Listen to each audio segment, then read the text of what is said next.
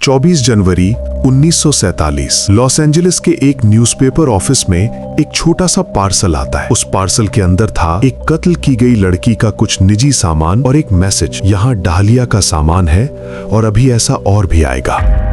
Hello दोस्तों, welcome to my channel.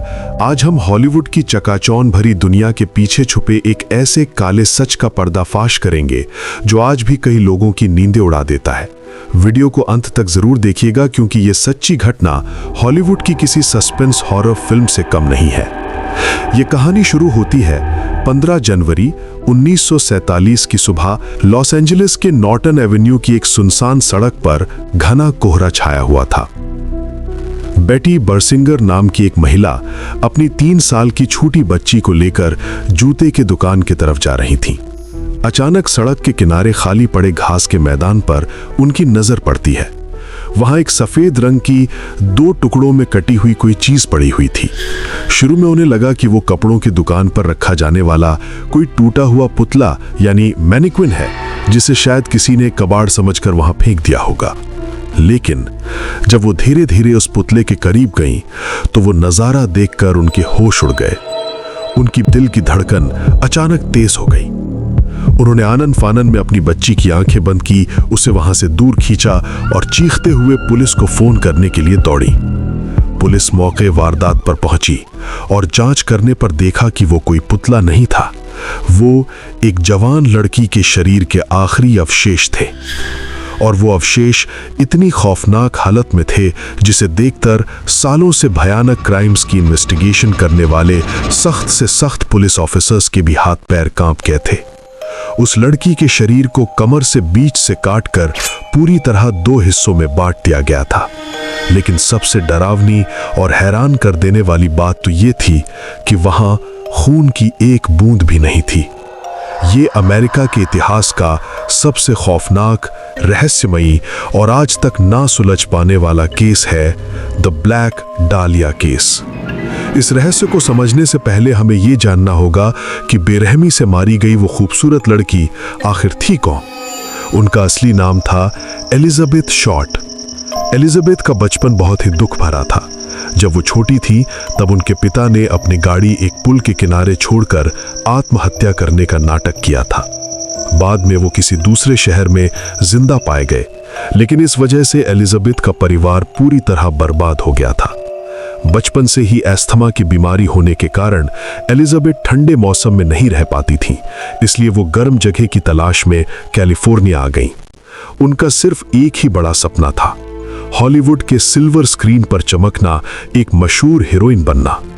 वो सच में बेइंतहा खूबसूरत थीं, नीली आंखें, गोरा चेहरा और काले बाल।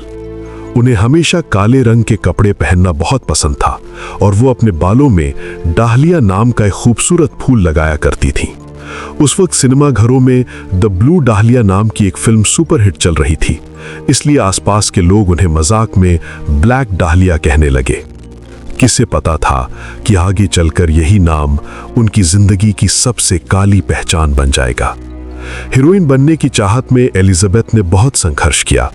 कभी रेस्टोरेंट में काम किया तो कभी छोटी मोटी मॉडलिंग की, लेकिन उन्हें वो कामयाबी नहीं मिली जो उन्होंने सोची थी। ये दूसरे विश्व युद्ध का समय था और इसी बीच एलिजाबेथ की मुलाकात मैट गॉर्डन नाम के एक एयरफोर्स पायलट से हुई। दोनों को एक दूसरे से गहरा प्यार हो गया और शादी पक्की हो गई। एलिजाबेथ की जिंदगी में आखिरकार खुशियां आ गई थी, लेकिन किस्मत को कुछ और ही मंजूर था। युद्ध के दौरान एक प्लेन क्रैश में मैट की मौत हो गई। ये खबर सुनकर एलिजाबेथ अंदर तक टूट गई। इसके बाद वो और भी अकेली और निराश हो गई और इसी अकेलेपन और मजबूरी का फायदा उठाने के लिए हॉलीवुड के स्वार्थी लोग उन पर मंडराने लगे। पैसों और काम की तलाश में वो अजनबियों के साथ होटलों और क्लबों के चक्कर काटने लगी। 9 जनवरी 1947 ये वो दिन था जब एलिजाबेथ को आखिरी बार जिंदा देखा गया था।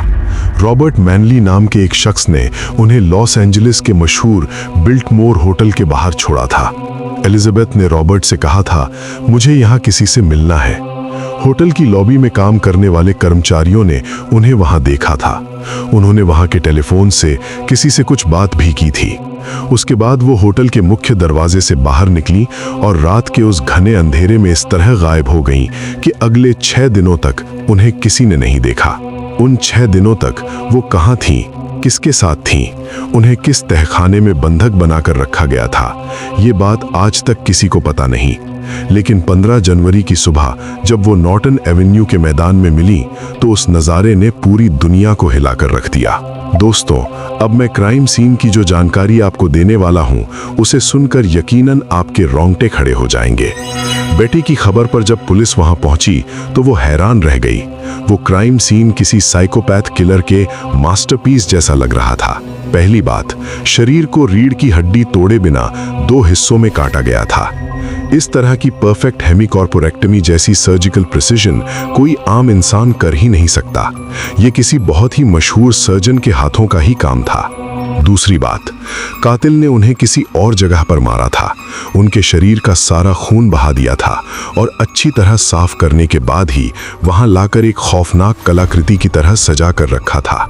तीसरी बात, उनके हाथों को सिर के ऊपर रखकर एक अजीब से पोज में रखा गया था और शरीर के कई हिस्सों पर रस्सी से बांधने के नीले निशान थे, जिसका सीधा सा मतलब था उन्हें उस आखिरी हालत तक पहुंचाने से पहले कई दिनों तक भयानक यातनाएं दी गई थीं। उनकी जांघ पर जी आकार का अक्षर भी उकेरा गया था। लेकिन सबसे डरावनी चीज उनके चेहरे पर थी। उस बेरहम हैवान ने उनके होठों के दोनों किनारों से कानों तक चाकू से चीरा लगाकर एक खौफनाक मुस्कान बना दी थी, जिसे ग्लासगो स्माइल कहा जाता है। जरा सोचिए दोस्तों, वो इंसान किस हद तक का साइको रहा होगा। ये घटना बाहर आते ही मीडिया पागल हो गया, लेकिन मीडिया ने यहाँ जो घिनौनी हरकत की वो सुनकर आपको भी गुस्सा आ जाएगा। लॉस एंजलिस के एक न्यूज़पेपर के रिपोर्टर ने एलिजाबेथ की मां को फोन किया, लेकिन रिपोर्टर ने मां को बेटी की मौत की खबर देने के बजाय झूठ बोला। बधाई हो मां जी, आपकी बेटी ने हॉलीवुड में एक बड़ा ब्यूटी कॉन्टेस्ट जीत लिया है।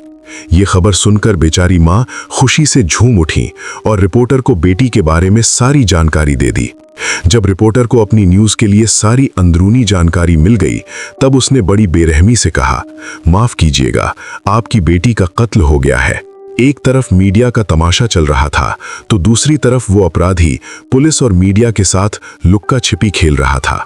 घटना के 9 दिन बाद न्यूज़पेपर ऑफिस में एक रहस्यमयी पार्सल आया। पुलिस को फिंगरप्रिंट न मिल सके, इसलिए उस पार्सल को पेट्रोल से अच्छी तरह पोंछ दिया गया था। उस पार्सल के अंदर था एलिजाबेथ का जन्म प्रमाण पत्र, उनकी कुछ तस्वीरें और एक एड्रेस बुक। पार्सल के साथ एक चिट्ठी भी थी जिसमें मैगजीन से अक्षर काट कर लिखा गया था, यहाँ डाहलिया का सामान है, आगे और भी आएगा, ब्लैक डाहलिया अवेंजर। ये केस इतना ज्यादा चर्चा में आ गया कि 60 से ज्यादा मानसिक संतुलन खो चुके या मीडिया में आने की चाहत रखने वाले लोगों ने पुलिस स्टेशन जाकर कहना शुरू कर दिया कि ये कत्ल मैंने ही किया है। इस वजह से पुलिस की असली इन्वेस्टिगेशन पूरी तरह बर्बाद हो गई। लेकिन हजारों लोगों में से पुलिस की नजर में 3 ऐसे संदिग्ध थे जिनमें से एक पक्का असली कातिल था। पहले संदिग्ध थे लेस्ली डिलन। वो एक होटल में काम करने वाला बेल बॉय था और पहले मुर्दा घर में भी काम कर चुका था। उसने पुलिस को चिट्ठी लिखकर ये घटना कैसे हुई इसके इतने बारीक डिटेल्स बताए जो या तो सिर्फ पुलिस जानती थी या फिर खुद कातिल। लेकिन बाद में पुलिस डिपार्टमेंट को उसके खिलाफ पुख्ता सबूत की कमी की वजह से वो इंसान आसानी से बच निकला। दूसरे संदिग्ध थे मार्क हैंसन। वो लॉस एंजलिस के एक बहुत ही अमीर और मशहूर नाइट क्लब का मालिक था। एलिजाबेथ कुछ समय तक उसके घर पर पेइंग गेस्ट की तरह रुकी थी। मार्क एलिजाबेथ को बहुत चाहता था, लेकिन एलिजाबेथ ने उसे हमेशा इग्नोर किया। शक की आग तब भड़की जब कातिल द्वारा भेजे गए उस रहस्यमयी पार्सल के अंदर एक एड्रेस बुक मिली। वो बुक किसी और की नहीं बल्कि मार्क हैंसन की ही थी। ये देखते ही पुलिस ने उसे तुरंत गिरफ्तार कर लिया। लेकिन इतना बड़ा शक होने के बावजूद वो पुलिस से कैसे बच निकला? इसकी सबसे बड़ी वजह थी सबूतों की कमी और उसका पावर। कोई ठोस सबूत ना मिलने पर पुलिस को हार मानकर उसे हमेशा के लिए छोड़ना पड़ा। लेकिन दोस्तों, शक के सबसे मजबूत और डरावने घेरे में थे डॉक्टर जॉर्ज होडेल। वो लॉस एंजलिस के बहुत अमीर, बेहद टैलेंटेड लेकिन उतने ही रहस्यमयी डॉक्टर थे। आखिर वही मुख्य अपराधी क्यों हो सकते हैं? ध्यान से सुनिए। पहला, वो एक बेहतरीन सर्जन थे और एलिजाबेथ के अवशेष में दिखी हेमीकॉर्पोरेक्टमी उनके लिए बाएं हाथ का खेल था। दूसरा, वो जिस घर में रहते थे वो किसी डरावने मायावी स्थान जैसा था जहां वो सीक्रेट पार्टीज किया करते थे। तीसरा, पुलिस को उन पर इतना ज्यादा शक था कि उन्होंने होडेल के घर में छुपकर एक माइक लगा दिया था और उस टेप रिकॉर्डिंग में जो बात रिकॉर्ड हुई वो सुनकर आपका भी दिमाग खराब हो जाएगा। उन्होंने किसी से बात करते हुए कहा था, मान भी लो कि मैंने ही ब्लैक डालिया का कत्ल किया है, लेकिन पुलिस अब मेरा कुछ नहीं बिगाड़ सकती। उन्हें कभी कोई सबूत नहीं मिलेगा क्योंकि मेरी सेक्रेटरी तो मर चुकी है।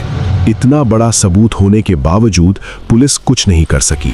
डॉक्टर होडेल के पास इतना पैसा और पहुंच थी कि पुलिस के बड़े बड़े हाकिम ही उनकी जेब में थे। पुलिस उन्हें कभी पकड़ नहीं पाई और वो चुपचाप देश छोड़कर एशिया की तरफ भाग गए। सबसे हैरानी की बात तो ये है कि सालों बाद डॉक्टर होडेल के सगे बेटे स्टीव होडेल, जो खुद एक पुलिस डिटेक्टिव थे, उन्होंने एक किताब लिखकर यह दावा किया कि मेरा अपना बाप ही ब्लैक डालिया केस का मुख्य अपराधी है। जब उन्होंने अपने पिता का पुराना सामान खोजा तो वहां उन्हें एलिजाबेथ की कई सीक्रेट तस्वीरें भी मिली थीं। आज इस घटना को 77 साल से ज्यादा बीत चुके हैं। एलिजाबेथ शॉर्ट ने हॉलीवुड में अमर होने का सपना देखा था।